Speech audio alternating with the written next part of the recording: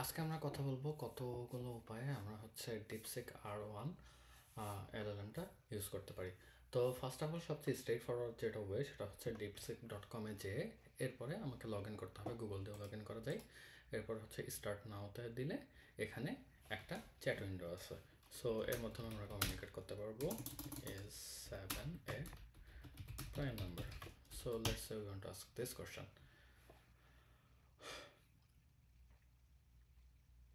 So this is one of the way যেভাবে হচ্ছে আমরা ডিপসিক R1 এর সাথে কমিউনিকেট করতে পারি।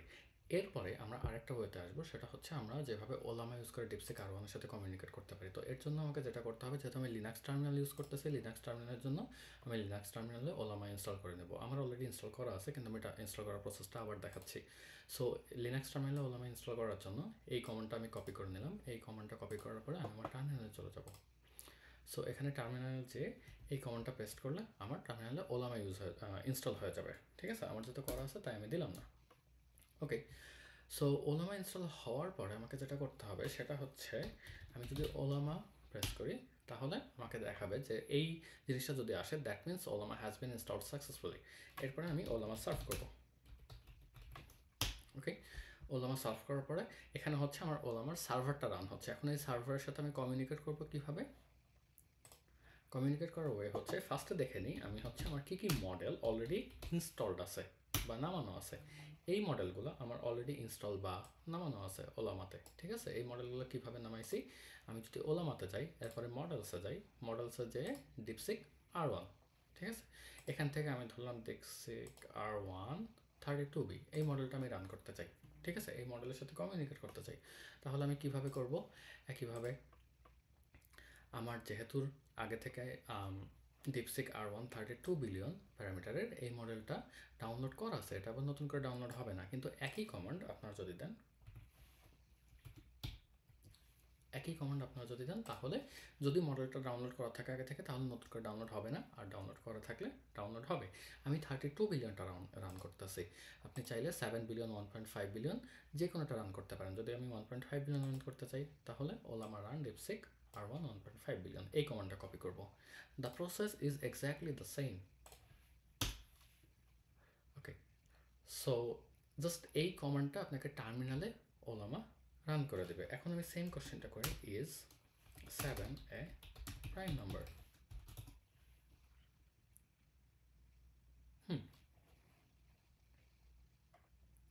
এটা হচ্ছে আমার রেসপন্স, এবং ওলামার রেসপন্সে আমি শুরুতে দেখি দুইটা ট্যাগ আছে, থিঙ্ক এবং থিঙ্ক ক্লোজ ট্যাগ। এই ট্যাগের মধ্যে যে রিজনিং স্টেপসগুলো, কোনো একটা কোশ্চেন জিজ্ঞেস করার পরে যে রিজনিং স্টেপসগুলো থাকে, সেই স্টেপসগুলো দেখানো হয়। সবসময় এমন না যে প্রতিটা কোশ্চেনে রিজনিং স্টেপস থাকবে, অনেক কোশ্চেনে রিজনিং স্টেপস নাও থাকতে পারে। যেমন আমি যদি এই কোশ্চেনটা করি,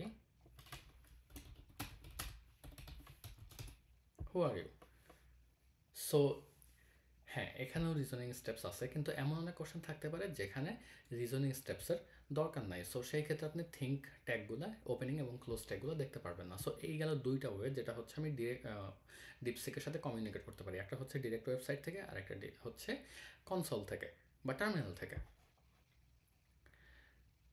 এরপরে আসি আমরা কোড দিয়ে কিভাবে ওলামার সাথে কমিউনিকেট করতে পারি। আজকে আমরা ওলামার সাথে কমিউনিকেট করার জন্য যে লাইব্রেরিগুলো ইউজ করব সেটা হচ্ছে ল্যাংচেইনের ওলামা লাইব্রেরি ইউজ করব।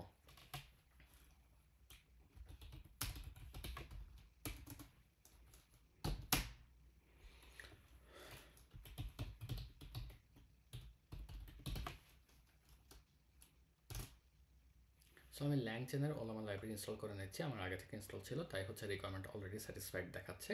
আপনার যদি আগে থেকে ইনস্টল না থাকে তাহলে এটা আপনাকে ইনস্টল করে নিতে হবে। এরপরে ফ্রম ল্যাংচেইন ওলামা I will import ওলামা LLM, right? সরি, ওকে, আমার ইম্পোর্ট করা হয়ে গেছে। এখন হচ্ছে আমি আমার ল্যাঙ্গুয়েজ মডেলটা ডিফাইন করবো, LLM equal to ওলামা LLM, then I will give the model name. Model, what is the model name? Model name is DeepSeek R1 32 billion. I will just give the model name, nothing else. And optionally you can specify temperature. So let's say I want to use the temperature 1.0, right? So আমি আমার এলএলএমটা define করে নিছি, এখন হচ্ছে আমি LLM এর সাথে communicate করবো। LLM dot invoke, now here I can give my question, is 7 A prime number?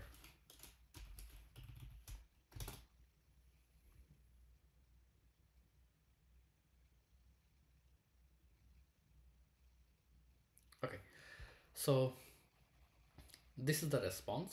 Let's response.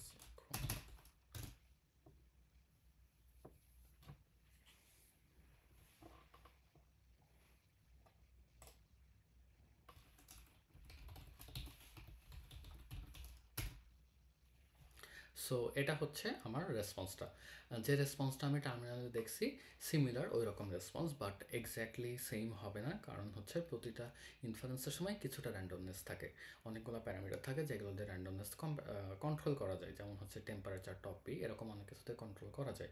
কিন্তু যেহেতু আমরা টেম্পারেচার 1.0 ইউজ করছি এবং ডিফল্ট টপি ইউজ করতেছি, তাই হচ্ছে আমাদের প্রতিটা অ্যান্সার সেম কোশ্চেনের জন্য প্রত্যেকটা অ্যান্সার এক্স্যাক্টলি দ্য সেম হবে না। আচ্ছা, সো এখন ডিপসিকের ক্ষেত্রে আমি একটা জিনিস আমার দরকার হইতে পারে, যে প্রত্যেকটা রেসপন্সে আমার রিজনিং স্টেপসগুলো দেখাচ্ছে, আমি রিজনিং স্টেপসগুলো দেখতে চাই না।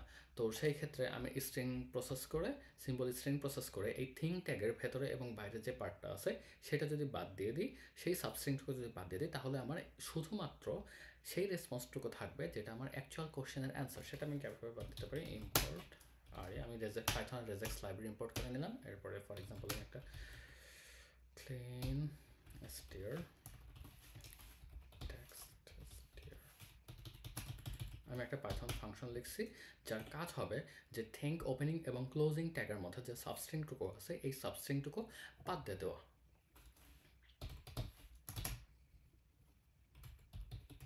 আমি সেই সাবস্ট্রিংটুকু খুঁজবো, রিমুভ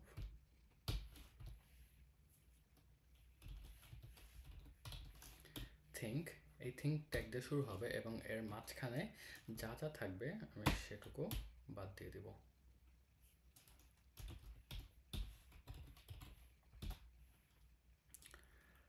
ওকে,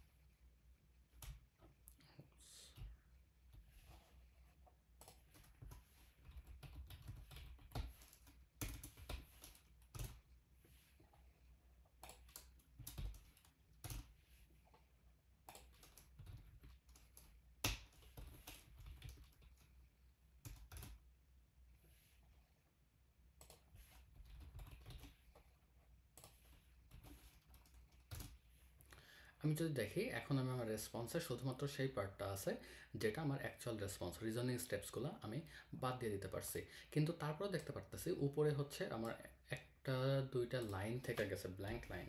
সো এই ব্ল্যাঙ্ক লাইনগুলো আমি সরাই দিতে পারি। Okay, now this is just the response.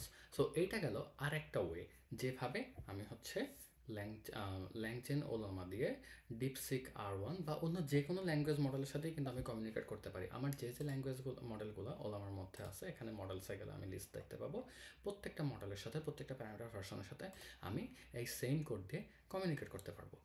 এরপরে আসি, একটা জিনিস হয়তো আমরা জানি যে হচ্ছে ওলামার সাথে, নট ওলামা, আমি ডিপসিক R1-এর সাথে এপিআই কি দিয়ে বা এপিআই দিয়ে কমিউনিকেট করতে পারবো, এবং বলা আছে যে হচ্ছে ডিপসিকের যে এপিআইটা সেটা completely open AI compatible. So open AI এর মডেলগুলো যেমন GPT-4, GPT-4o, 4o mini, এই মডেলগুলোর সাথে কমিউনিকেট করার জন্য আমি যে এপিআই কি ইউজ করি, যে নট এপিআই কি, যে কোড ইউজ করি এক্স্যাক্টলি সেই কোডে আমি যদি এপিআই কিটা চেঞ্জ করি, তাহলে ও আমার সাথে সরি ডিপসিকের সাথে কমিউনিকেট করতে পারবো। কিন্তু এই মুহূর্তে আমি যখন ভিডিওটা বানাচ্ছি তখন ডিপসিকের যে এপিআই কি জেনারেটর ওয়েবসাইট সেটা ডাউন। সো আমি ডিপসিকের কিটা ইউজ করতে পারতেছি না, কারণ ডিপসিকের এপিআই কি সার্ভার ডাউন, আমি এপিআই কি জেনারেট করতে পারতেছি না। এখানে আরেকটা অপশন আছে, সেটা হচ্ছে ওপেন রাউটার নামে একটা অপশন আছে, যারা হচ্ছে বিভিন্ন এলএলএম হোস্ট করে থাকে। তো এই ওপেন রাউটার একটা ডিপসিক অ্যাক্সেস করার জন্য, ডিপসিকের ইন্টারফেস অ্যাক্সেস করার জন্য একটা এপিআই কি প্রোভাইড করতেছে। সো ওপেন রাউটারে অ্যাকাউন্ট খোলা খুবই ইজি। এখানে আমি গুগল দিয়ে লগ ইন করতে পারি, তাহলে অ্যাকাউন্ট খোলা যাবে। তো এরপরে আমি হচ্ছে ডিপসিক R1-এ যাই। সো এখানে ডিপসিক R1, ইভেন আমার ডিপসিক R1-এর যে এপিআই কি, এটা আমি ফ্রিতেও ইউজ করতে পারি। যেমন ডিপসিক R1-এর এখানে 3টা ভার্সন আছে, একটা হচ্ছে ফ্রি, স্ট্যান্ডার্ড, নাইট্রো। কিন্তু যে কোনোটা ইউজ করতেই, যেমন আমি যদি ফ্রি থেকে স্ট্যান্ডার্ডে যাই, তাহলে হচ্ছে আমার সার্ভারগুলো চেঞ্জ হবে। So Nitro is faster. নাইট্রোতে হচ্ছে ফেইলিয়ার হওয়ার পসিবিলিটি কম। ফ্রিতে আমি দেখছি যে বেশিরভাগ সময়ই আমি হচ্ছে সার্ভার বিজি থাকে বা অ্যাক্সেস পাওয়া যায় না, চ্যাট রেসপন্সটা ফেইল আসে। আর নাইট্রোতে ইউজ করতে গেলে এখানে হচ্ছে এই ওপেন রাউটারে টপ আপ করা লাগবে। এটা হচ্ছে $5 থেকে শুরু হয়। সো $5 বা তার বেশি যে কোনো অ্যামাউন্ট টপ আপ করা লাগবে। এরপরে এপিআই কি এর চার্জ হিসাবে সেখান থেকে ডিডাক্ট হইতে থাকে। তো এখানে আমি নাইট্রো ইউজ করবো বা ফ্রি ইউজ করবো, ইট ডাজেন্ট ম্যাটার, আমার এপিআই কি সেমই থাকবে। সো আমি এপিআই কিতে যেয়ে ক্রিয়েট এপিআই কি দিতে পারি, ঠিক আছে। সো আমার অলরেডি একটা এপিআই কি ক্রিয়েট করা আছে, তাই আমি আবার নতুন করে ক্রিয়েট করতে পারছি না। কিন্তু মডেল থেকে এভাবে এপিআইতে যেয়ে ক্রিয়েট কি দিলে, জাস্ট এখানে ক্রিয়েট প্রেস করলেই এপিআই কি ক্রিয়েট হয়ে যাবে, ঠিক আছে। ওকে, সো এখন আমরা আবার কোডে ফিরে যাই এবং দেখব যে কীভাবে আমি ওপেনএআই কম্প্যাটিবল, কীভাবে ডিপসিক ওপেনএআই কম্প্যাটিবল এবং ওপেনএআই এর মডেলগুলো যেভাবে ইউজ করি সেই সেম কোড ইউজ করে আমি কীভাবে ডিপসিকের মডেলগুলো ইউজ করতে পারি। এখন আমি যেটা সার্চ করবো সেটা হচ্ছে ওপেনএআই চ্যাট কমপ্লিশন লিখে সার্চ দিলাম গুগলে। এরপরে প্রথম যেটা আসলো চ্যাট কমপ্লিশনস এপিআই রেফারেন্স। এখানে গেলে আমি বয়লার প্লেট কোডটা পাবো, যেটাতে আমি চ্যাট জিপিটি বা এই ধরনের মডেলের সাথে এপিআই এর মাধ্যমে কমিউনিকেট করতে পারবো। আমি সেই বয়লার প্লেট কোডটা exactly as it is copy করলাম। আচ্ছা, এটার জন্য আমার একটা জিনিস দরকার হবে, সেটা হচ্ছে আমি শুরুতে দেখাই যে এই কোড দিয়ে যে GPT-4o এর সাথে কমিউনিকেট করা যায় এটা দেখাই। কিন্তু GPT-4o এর সাথে কমিউনিকেট করতে আমার একটা ওপেনএআই এপিআই কি লাগবে। আমার ওপেনএআই এর এপিআই কিগুলা, ওপেনএআই এপিআই কি বা ওপেন রাউটার এপিআই কি, এই দুইটা কি আমি config.py তে একটা স্ট্রিং হিসাবে রেখে দিছি, যাতে ইউটিউব ভিডিওতে আমার এক্স্যাক্ট কিগুলা দেখানো না লাগে। সো আমি এখানে এভাবে করতে পারি, from config import OpenAI API key and API key. So here OpenAI API key is my API key for the OpenAI models, and API key is the API key for the models that I will access via OpenRouter. So আমি যখন OpenAI ক্লায়েন্টটা create করব, তখন আমার যে জিনিসটা দেওয়া লাগে সেটা হচ্ছে API key, একটা প্যারামিটার পাস করা লাগে, API key equal to OpenAI API key.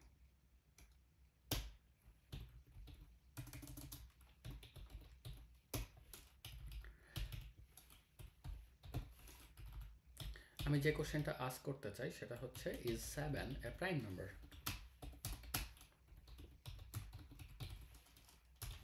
Is 7 a prime number?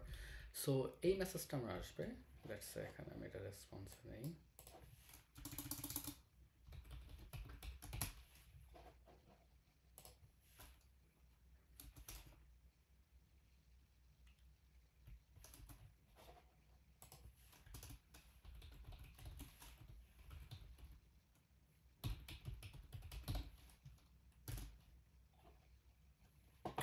O sorry, এটা 4 মিনি হবে, আমার মিস্টেক।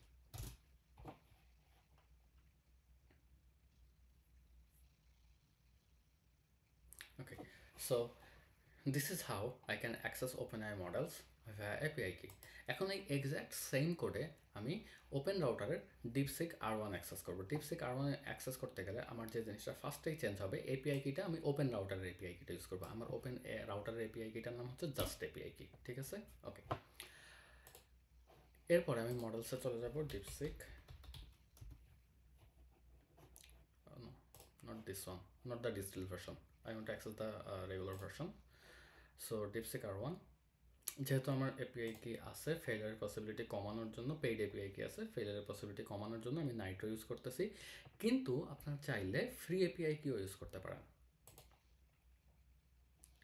ওকে, সো নাইট্রোর জন্য আমি এখানে নাইট্রো সিলেক্ট করে যখন এপিআইতে যাব, তখন আমি দেখি এখানে আমার একটা জিনিস আছে, সেটা হচ্ছে base URL. Okay, let's go to the Python. Base URL is always the same. এটা আমি নাইট্রো ইউজ করি, স্ট্যান্ডার্ড ইউজ করি বা ফ্রি ইউজ করি, বেস ইউআরএলটা অলওয়েজ সেম। সো আমি বেস ইউআরএল নামে একটা প্যারামিটার রেখে দিই, বা আমি ডিরেক্ট এখানেও দিয়ে দিতে পারি রাউটারে আমি যখন হচ্ছে ওপেন এর এপিআই কি দিয়ে ডিপসিক ইউজ করব, সেটা আমি ডিপসিকের ডিরেক্ট ওয়েবসাইট থেকে হোক বা হচ্ছে ওপেন রাউটার থ্রুতে হোক, আমার বেস ইউআরএলটা চেঞ্জ হবে। সো এখানে বেস ইউআরএল দিলাম এবং এপিআই কিটা আমি চেঞ্জ করে ওপেন রাউটার থেকে যে এপিআই কিটা পাইছি সেইটা দিছি। আরেকটা জিনিস চেঞ্জ হবে, আমি এখানে GPT-4 ও মিনি আর ইউজ করবো না, আমি ইউজ করব কোনটা ইউজ করব, সেটা হচ্ছে ডিপসিক R1। এবং এখানে যদি আমি ফ্রিতে ইউজ করতে চাই তাহলে আমার মডেল নেমটা হবে, এখানে নাইট্রো এখানে ফ্রি হবে যদি আমি ফ্রি ভার্সন ইউজ করতে চাই, ফ্রি এপিআই ইউজ করতে চাই। আর যদি আমি স্ট্যান্ডার্ড ইউজ করতে চাই তাহলে আমার ফ্রি বা নাইট্রো বা স্ট্যান্ডার্ড কিছুই দিতে হবে না। আর যদি আমি নাইট্রো ইউজ করতে চাই পেইড এপিআই কি, তাহলে এখানে নাইট্রো দিতে হবে। Okay, so it will take some time, I will run the code, let's print response. Okay,